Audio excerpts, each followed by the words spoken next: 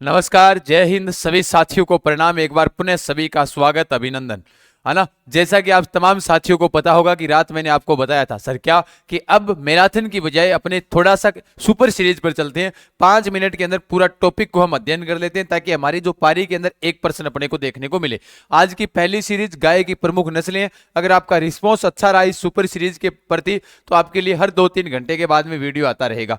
कहने का मतलब यह है कि सब साथी फटाफट से क्लास को लाइक कर दीजिएगा। जो परिवार पर नए हैं चैनल को सब्सक्राइब करें ताकि जो पूरा बेंच आपको निःशुल्क पढ़ा है उसका अपने अंतिम 7 दिनों में क्या मिले, फायदा मिले। जैसे आज हमारा टॉपिक है गाय की प्रमुख नस्लें, यानी गाय की कौन कौन सी नस्लें हैं, इनके प्रजनन के अंदर कहां पर स्थित है, तो एक प्रश्न आराम से पूछा जाएगा। तो चलो साथियों करते हैं शुरुआत। ये लीजिएगा, गाय की प्रमुख नस्लों के अंतर्गत सबसे पहले देखिएगा कि गाय की जो नस्लें हैं उन नस्लों के ऊपर जो पहला सबसे पहले अपने को पता होना चाहिए राष्ट्रीय पशु आनुवांशिक संस्थान ब्यूरो कहां है। तो राष्ट्रीय पशु आनुवांशिक संस्थान ब्यूरो है वो आपके करनाल में स्थित है। इसने गाय की कितनी नस्लों को मान्यता दे रखी है? 40 नस्लों को मान्यता दे रखी है। अब कुछ साथियों का सवाल रहता है सर हमें तो डायरेक्ट पीडीएफ, 5 मिनट भी टाइम नहीं है, पीडीएफ ही पढ़ लेंगे 2 मिनट के अंदर। तो आप पीडीएफ के लिए अपना टेलीग्राम चैनल है वो आप ज्वाइन कर सकते हो, जीके गजानन सर जिस नाम से अपना यूट्यूब है उसी नाम से है। अब देखो गाय के प्रकार, एक तो होता है दुधारू गाय होती है, दूसरी भारवाही गाय होती है और तीसरी द्विकाजी नस्लें होती है।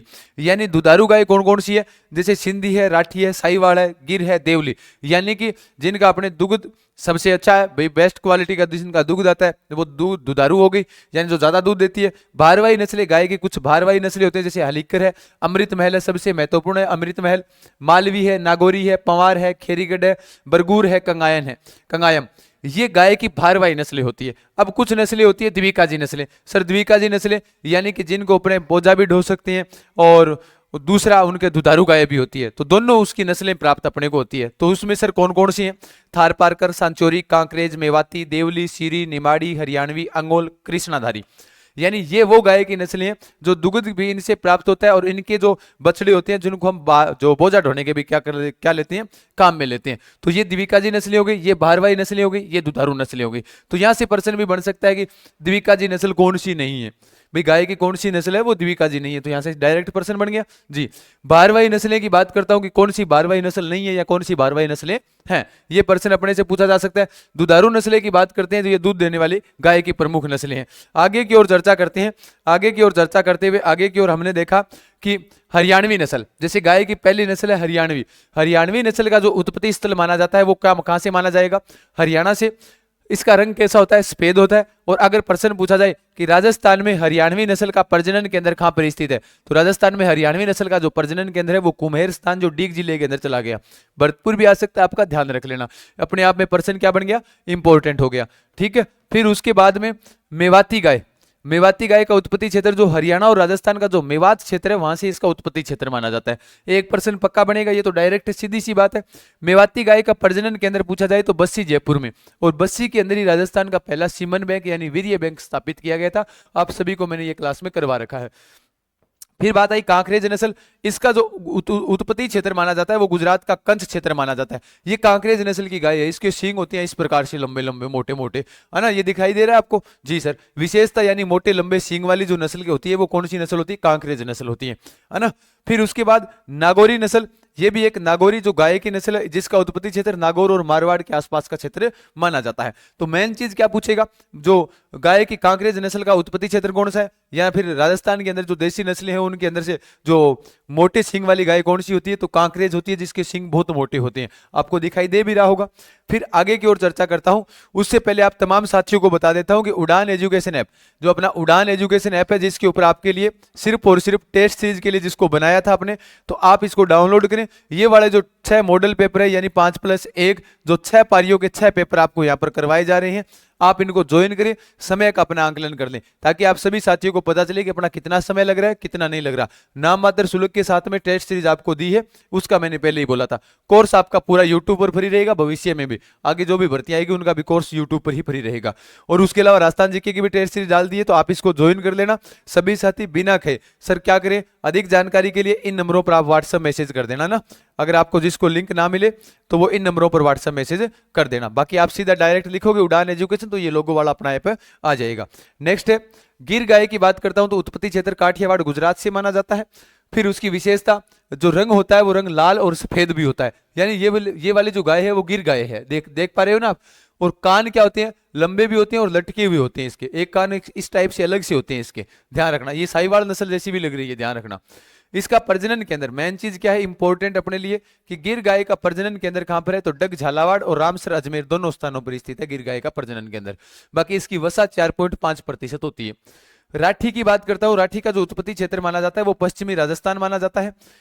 इसकी जो विशेषता होती है, राठी गाय होती है वो हल्का सफेद सफेद रंग की होती है। इसको हम राजस्थान की कामधेनु के नाम से जानते हैं। तो प्रश्न सीधा पूछेगा राजस्थान की कामधेनु किसे कहा जाता है, तब आपका उत्तर होगा राठी को कहा जाता है। राठी गाय का जो प्रजनन केंद्र है वो कहाँ है, मैंने हर क्लास में आपको ये प्रजनन केंद्र सारे करवाए। एक अगला वीडियो भी किसका होना चाहिए ये भी आप डाल देना, ठीक है ना, कमेंट बॉक्स में, ताकि मैं वो वीडियो बना दूंगा। इसका प्रजनन केंद्र पूछे तो अपने नोहर हनुमानगढ़ केंद्र है राठी गाय का प्रजनन केंद्र, ठीक है। ये साहिवाल, थारपारकर और लाल सिंधी इनके संकरण से यानी मिश्रित है ये, यानी राठी गाय है वो मिश्रित है किन किन से, साहिवाल से, थारपारकर से और लाल सिंधी से मिश्रित है। आपकी कौन सी गाय है, राठी है। साहिवाल की बात करते हैं तो इसका उत्पत्ति क्षेत्र कहां पर माना जाता है, साहिवाल का उत्पत्ति क्षेत्र मोंटगोमरी जिला जो आपके पाकिस्तान में आता है वहां पर माना जाता है। इसकी विशेषता, इसका गहरा लाल व हल्का रंग होता है।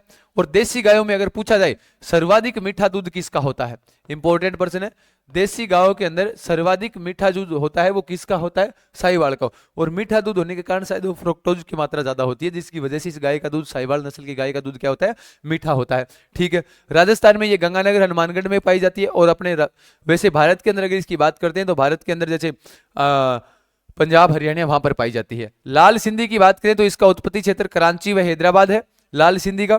और इसका रंग होता है वो गहरा लाल होता है, यानी इसको रेड सिंधी के नाम से भी इसे जाना जाता है, रेड सिंधी।